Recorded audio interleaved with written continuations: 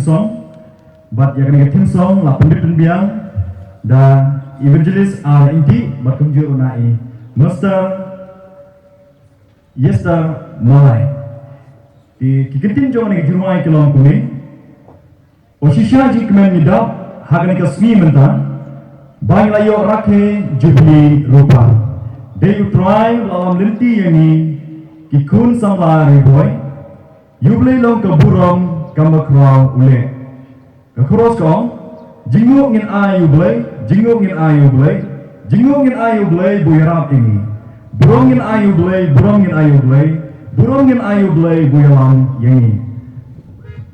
Kebetulan baar ko, kau baar ko, apa sam telik isnam jisekri bangin layo, kikam lanang roy da jingkerku prai, hapadeng jikenju babun, jinggi ku blei ni omat, burong blei la pempau shina hangi mentah. Dekat kebalai kong, jinyai nanti kun Israel, na Egypt syari kanan, ketika mon utrai, yaki ukirsan bor, jingiseng samlari boy, syapang tong inyat mentah, ketika mon utrai, yangi ukirsan bor.